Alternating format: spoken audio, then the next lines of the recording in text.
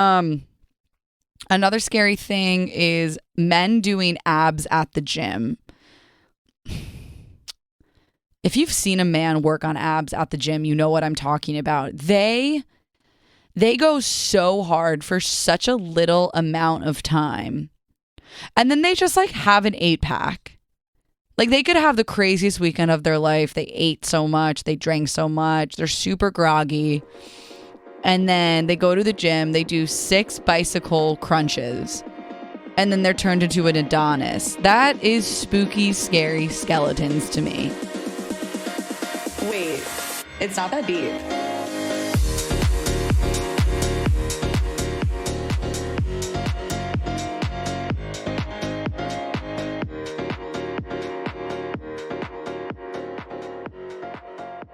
Love Shack, yeah.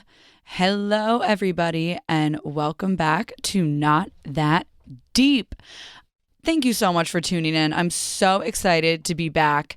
It's been a minute, but if there's one thing about me, I'm going to be consistently inconsistent, or rather inconsistently consistent. I think that's more fair.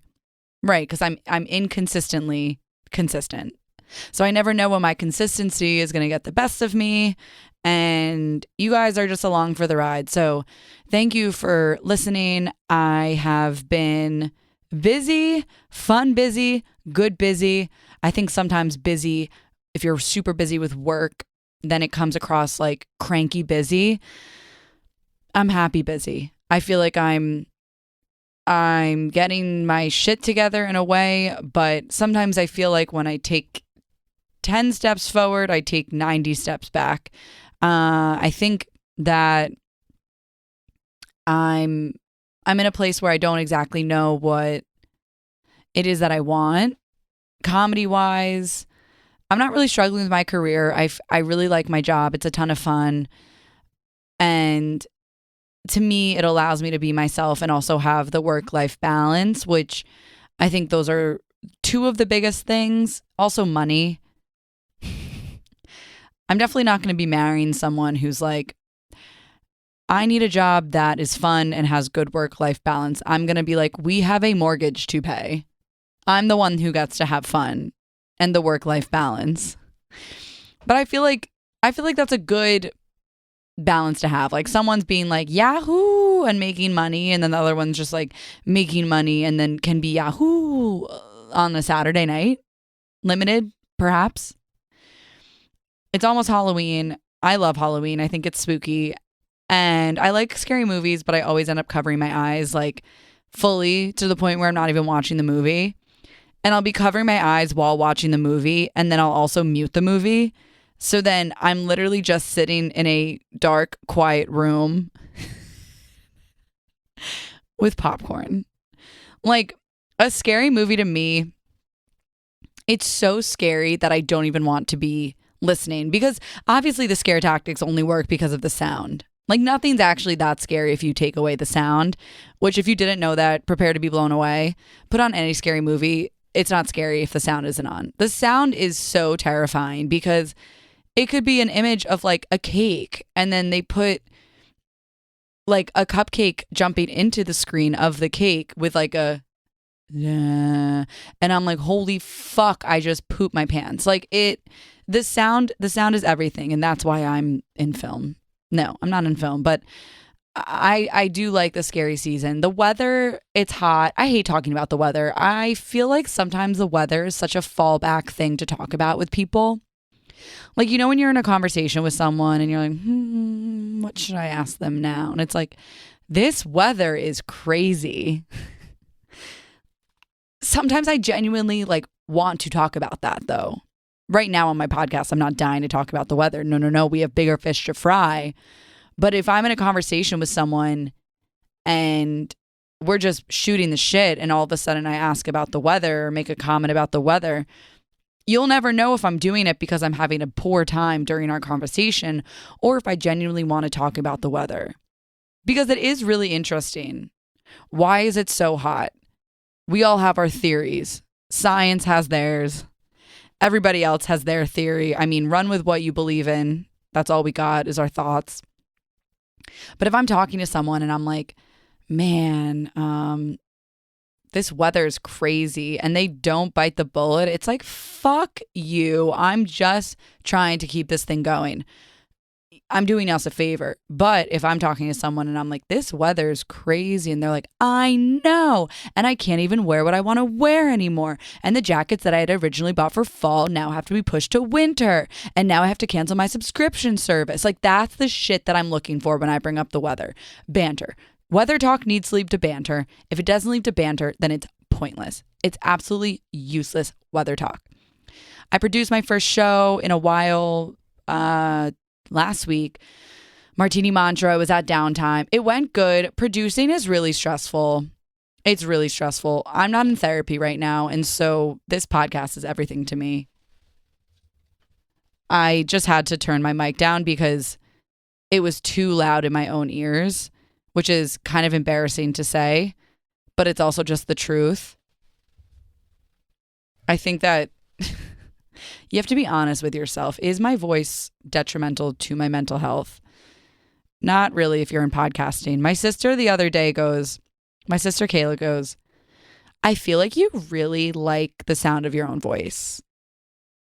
And I'm like, no, it's my biggest insecurity. That's why I started a podcast. Like, with all due respect, no shit, I like the sound of my voice. That's why I'm not on video. Like, obviously, I have a podcast not because I'm insecure about my voice. Am I interesting to listen to? Yes. When I have a slight rasp, do I take advantage of it? Yes. So the show went well. Hosting is too much. This is why people have agents. This is why people don't host shows. Right now, I'm in this funny place of comedy where I feel like in order to get airtime, stage time that I want, I have to kind of produce my own shows, which is a finicky place to be in. And one day I won't be in it, but I'm in it right now. And that's okay. I had my friend Jess DJing, which was freaking hysterical. She was literally in the DJ booth in Downtime. Downtime is a place where I used to party when I was like 21, 22 years old. It'd be like, let's shake ass and then like perhaps pick up straight cocaine.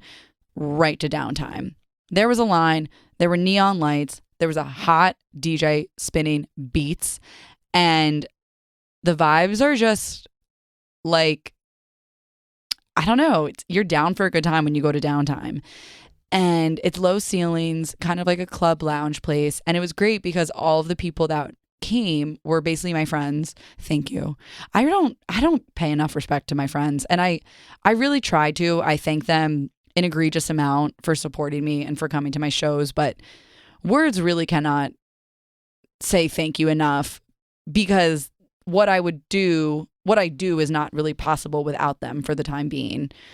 To put on these shows, to make enough money to pay the comics what they deserve is only possible by ticket sales. I really cannot afford to pay out of pocket. I literally cannot afford toilet paper some weeks. No, I can. That's dramatic. But what I don't want to be doing is paying out of pocket for people to perform at my show. Like, get a grip. Get a freaking grip. So, was so grateful to everyone who came. So yeah, Jess was photographing. Jess was DJing. My friend, getting ahead of myself here. My friend Jill was photographing, and poor Jill, there was probably the worst lighting there could have been in that basement. There was no spotlight. There was no lighting. I don't think about these things. This is why I need a producer. I need someone to do this for me. It's too much to organize the photographer, the videographer, the music, the timing, the lighting, the ticket sales, the seating, the arrangements, the bar tab. Are we going to have waiters? Every single thing that goes into this. Oh, marketing. People forget about marketing. That's like the biggest thing. The lineup. There's just so much that goes into a show that whenever I go to any show now, I'm like, wow, this must have taken a hot minute to get set up, because I have an appreciation for it. So am I happy I'm doing this? Yes, it's exposing me to a lot of amazing people. Honestly, all amazing people. It's reinforcing that I can do this, but I do prefer to perform in front of an audience that I don't know. Like, most of these people have seen my butthole. I'd rather perform in front of people that I don't know, because that's a really good way to test material. Are my friends laughing at me because it's funny, or because they know me and they love me? Whichever way it is, I still feel supported and I had a ton of fun. if you listen to the last episode, I tried out some extreme makeover home edition material, and I think it went well. It went well on stage, so I'm going to rework it. That's the beauty of this podcast. That's the beauty of having my own show with kind of like a lower stakes audience, is I can test out the material and kind of be like, I cannot bring this to random people. Or, all right, my friends didn't like it because of XYZ. Let's see if random people like it. So I'll probably try to do a mic tomorrow and just get back out there, because I was doing my own mic for 2 weeks. LOL. I made a whole Instagram post about it. People, don't post an Instagram post about an exciting venture you're doing if you're going to do it for 2 weeks. In my defense, I wanted to keep it going, but the venue wasn't obsessed with it. Why? Because they weren't making money. But can't you help out a little local artist? Like, come on. But we'll see if I'm going to get a new venue or kind of figure something else out with the venue that I worked with. But it was fun just to like meet more comics. It's truly overwhelming how many people are doing comedy in this city. I think people know the bigger people, and then you show up to like a smaller club on a Tuesday and I'm like, who are you? And these people have like 80 million followers, and it's like, oh fuck. It's like you don't have the time or the energy to be out and about, but if that's what you have to do, it's what you do, and if that's what you want to do, then it's what you will do. And I'm just ranting for 10 minutes because I don't exactly know what it is I want to do. But I know that I'm having fun with what I'm currently doing. I just am like in this funny middle place where it's like, do I take the leap? And then if I do take the leap, what does the leap entail? So yeah, that's just me being vulnerable. I like being vulnerable. I don't care that people can hear. Who's even listening to this? Just kidding. That's such a bad mindset. Dad, I love you. Mom, hi. I know they're listening. I wanted to talk about Halloween. Not actually Halloween, but I'm super pissed because this year it's 80 degrees. And I'm not going to talk about the weather for reasons stated earlier, but the fact that it's going to be 80 degrees is my childhood biggest dream. I used to have like the hottest costumes, children's version of hot, where it was like, you look good, kid. You look good. You put effort into the costume. Oh my God, you look amazing. The shirt's amazing. The pants are amazing. Wow, wow, wow. And then bam, I don't think you're going anywhere without a North Face jacket. That's my imitation of my mom telling me to put a jacket on. Nah, where do you think you're going? And it's like, God fucking damn it. Now I have to put on this fleece that covers my entire costume. And now I'm going to look like a loser. Because my thing is, I didn't really disobey my mom growing up. If she told me to wear a jacket, and if I left the house wearing a jacket, I wasn't the type of person that would then take off the jacket and then end up in like a slutty outfit in Bushwick. I mean, I was in 8th grade typically when something like this would happen. So no, I wasn't in Bushwick in general. I feel like Brooklyn kids were partying in Bushwick in 8th grade, and that is so crazy. Like, I'm so happy I had the backyard keg experience, but I digress. So like, yeah, I'm pretty jealous of the kids these days where like they have a sick like ballerina costume or a hippie costume, and they don't need to cover it up with a North Face fleece or like a Baba Tone puffer.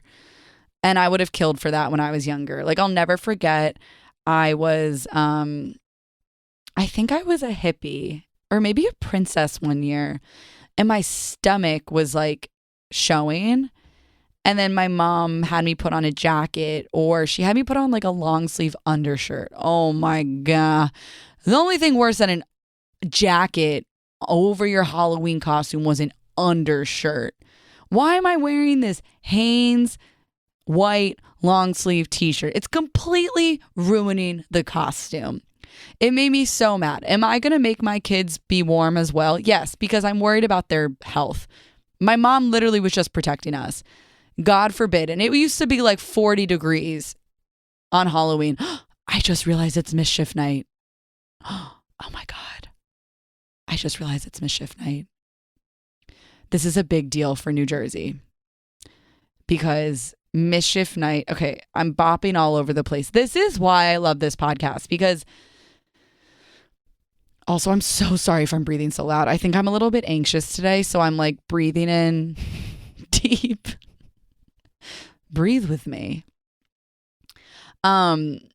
I have the fondest memories of Mischief Night because Mischief Night is when you got into mischief. You're from New Jersey, you're getting into mischief. And wait, I have to make a TikTok. Hold on. Okay, I'm fully back. Oh, is this recording? Okay, thank God. Guys, I'm back. I mean, that was no time wasted.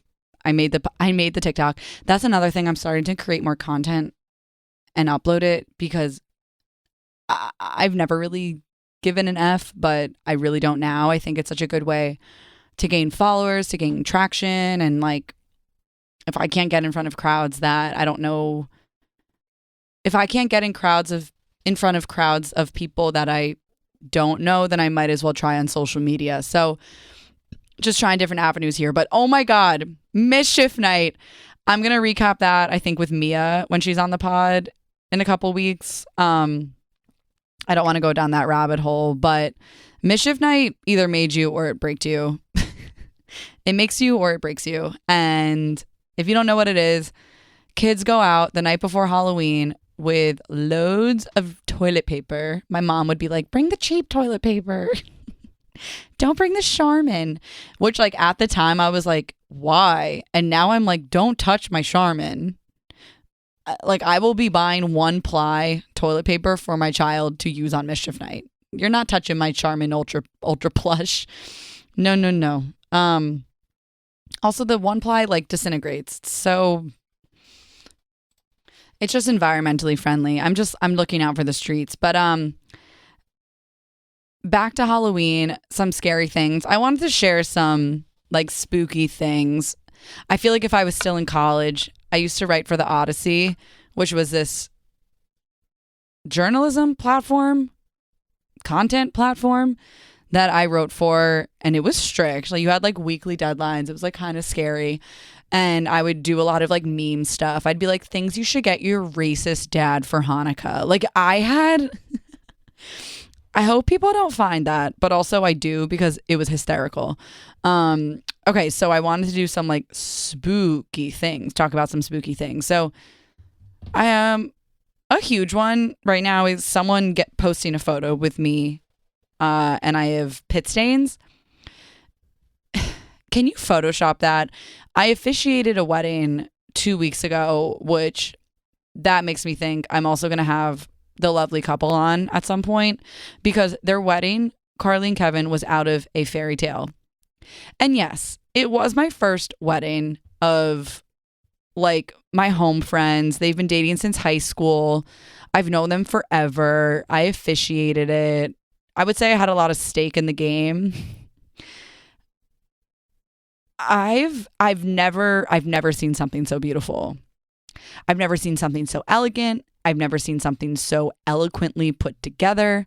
The band was phenomenal.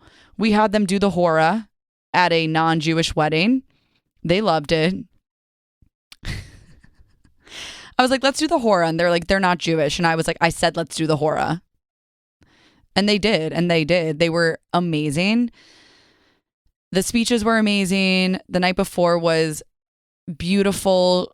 Carly just did a really good job of, she didn't drop the ball on anything. She can plan my wedding for me as far as I'm concerned because holy shit, she could have a career in it. It was amazing. I don't think she would want a career in it, but I think she would be really good at it. And I would just let her. I'd be blind. I'd be like, go ahead. And I know that it would be fun. As long as there's that band. I don't care what anything looks like. Just give me the band. You know when a band hits so hard? And they didn't do your classic songs either. I mean, they did a few. They have to. I mean, those are bangers.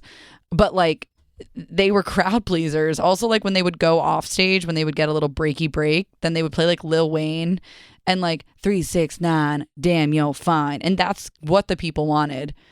I think my favorite part of the night, besides like the actual wedding, was the after party. So we went to the Courtyard Marriott, which is where we all were staying for the wedding. And I don't think most people can say that they shut down a hotel, especially a Courtyard Marriott in the middle of New Jersey. we fully were partying until 4 a.m. Like I did not rest my head on my pillow until 4:30. And I wasn't even drunk. I wasn't really drinking. Like it just was the energy, the vibes were so high. All of our friends were there from high school and then some. It was like the most perfect group of people.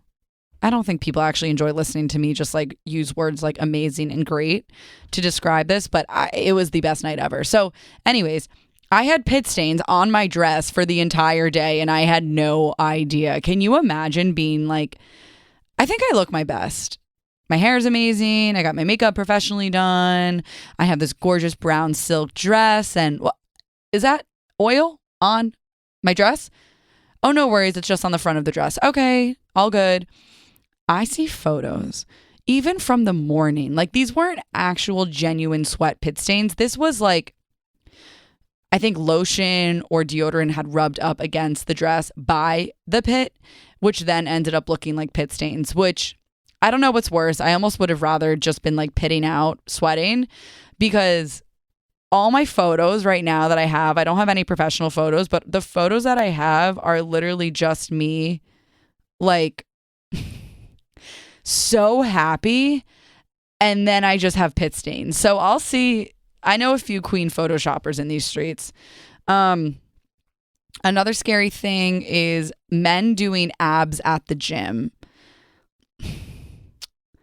If you've seen a man work on abs at the gym, you know what I'm talking about. They go so hard for such a little amount of time. And then they just like have an 8-pack. Like they could have the craziest weekend of their life. They ate so much. They drank so much. They're super groggy. And then they go to the gym. They do 6 bicycle crunches. And then they're turned into an Adonis. That is spooky, scary skeletons to me. Another one is when you forget someone's name. I will get a pit every single time I forget someone's name because I don't know, maybe it's the mushrooms. I am forgetful and I think it comes off as me not being thoughtful or anyone not being thoughtful, right? Like if you have a meaningful conversation with someone, why are you forgetting their name? But I think then you get lost in the conversation and then you forget facts about what they're talking about. And all of a sudden you're like, what was that person's name? I was at work the other day and this girl came up to me and I was like, you look so familiar. And she literally goes, you said that to me last week. And I'm lucky I'm like known as the funny person at work because you can't just say that. She obviously was like comfortable with me. You can't just say that to someone. But I was like, I'm so sorry. And guess who's never forgetting her name again? Moi. I will never forget her name ever, ever, ever again. Another spooky thing is men at techno concerts. I went to Griffin this weekend. He's a DJ. I saw him like 5 years ago. No, that's so false. Maybe like 8 years ago. I had just gotten back from Birthright and my Birthright friend Jillian was like, do you want to see Griffin? And I was like, yeah, it's crazy how we're going into the city already together. Like when going into the city was the biggest deal. I miss that. Now it's just life. To life. L'chaim. And so this is my second time seeing him, not to brag, which is so random when you think about me and when you think about Griffin in this universe. But when music slaps, it slaps. And we were at Forest Hills. I went with my friend and there were these guys behind us that must have done the best cocaine, Molly, MDMA. I have no idea of their lives. They were so hyped up and kept running around like rabid squirrels. And like men dancing is pretty crazy because they're not like moving their hips. They're just moving their hands. It's a lot of hands. It's not even a ton of head bobbing either. It's all in the wrist. It's like the frat flick, but it's like, then you start getting wavy with it. And these guys were married. And I was like, where are your wives? Because you guys are unleashed baboons. But was it so entertaining? Yes. Also, like when guys are on that level, they're honestly more fun than they're sober. I'm sorry. Like I think that a hyper man is like the funniest thing possible because you know that he's probably like buttoned up and then he lets loose and he's like, don't tell my job. And it's like, I don't even think you have a job except, I mean, they do, being a badass. But the one guy, he was like, yeah, screaming in my ear. That's another thing that is spooky. People, men screaming in my ear. If you need to scream in my ear, I can promise you this is not the environment that you need to be talking to me in. I can promise you that. If the only way to communicate with someone is to scream in their ear, I suggest you find another place to chat. Busy bar, step outside. Griffin concert, shut the fuck up. Those are the two avenues. Either stop talking or step outside. Take a smoke break and step outside. Ask the DJ to turn it down. That's also maybe an option. Not with Griffin, but in general, perhaps at the bar. Move away from the speaker. Okay, I'm done. So he's screaming in my ear and he goes, yeah, I listen to Griffin a lot when I do surgery. Okay. I was not born yesterday. I know why you're telling me this. You want me to be really impressed by the fact that you do surgery. You want me to be so impressed with the mere fact that you do surgery that you want me to then ask what kind of surgery. Because knowing you do surgery is not enough. He thinks that I think of this. He knows that he has me hooked and I am dying to know what type of surgery this man is performing to the music of Griffin. Quick sidebar here. I don't want my surgeon. I don't care if you're operating on my finger. I don't care if you're operating on my brain. I don't care if you are sewing me together. I don't want you listening to Griffin. I want you focused. Griffin is not focused music. Griffin is get amped and get the fuck up music. I want you listening to It's Up to You, New York. I want you listening to Frankie Valli. I want you listening to something more steady like Rent. Out tonight from the musical turned movie Rent is more suitable for surgery than Griffin. And that's saying a lot because Out Tonight makes me shake ass. I don't want you doing surgery to Griffin. So I know that he wants me to ask, what type of surgery? So I decide, I'm like literally plotting while I'm at Forest Hills. I'm like, how can I embarrass him? So he's like, I always listen to this during surgery. So then I go, what song? And while I'm saying what song, he immediately thinks that I'm saying what surgery. He expected me to say that. You know when you expect, it's like a Laurel Yancey type of thing. If you know what I'm talking about, you do. If you don't, I'm sorry. I'm going to explain it really quick. It's this like voice recording that came out in like 2019, similar to like the blue dress versus gold dress, whereas everyone sees things differently, perhaps based on expectation or perhaps based on science, the way our eyes are, the way our brains are, whatever, the way we process information. And there's this recording, and depending on who's listening or at what time they're listening or in what state or what they're expecting to hear, they're either going to hear Laurel or they're going to hear Yancy. And wait, I want to play it. Hold on. Okay, I'm going to play it, but also I realize that it's it's Yanny or Laurel, not Yancy or Laurel. For the sleepover fans in the room, the reason why I have Yancy in my head is because obviously the character's name is Yancy and she gets a horrible spray tan and they go, Yancy, you're orange. Or it's like, Yancy, you're doing blackface, but tomato. Okay, ready, guys? Laurel. Okay, I'm curious what you guys heard.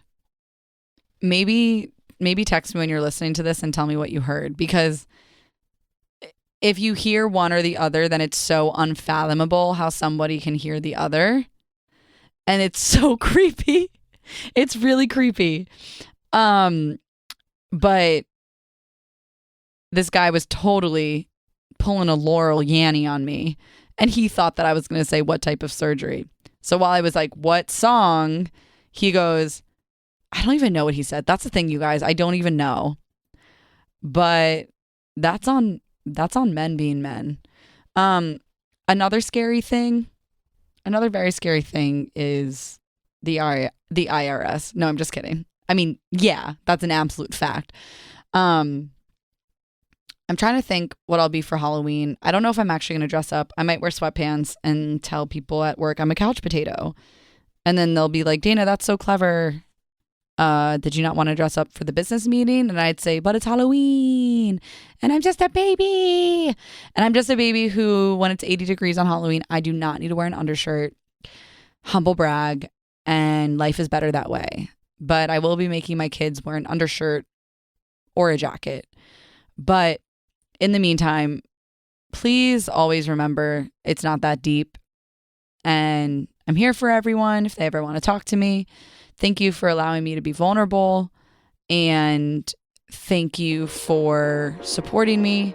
And I hope you just find reasons to laugh this week. I hope you feel good this week. And I appreciate you listening and following along. Enjoy, guys. Bye.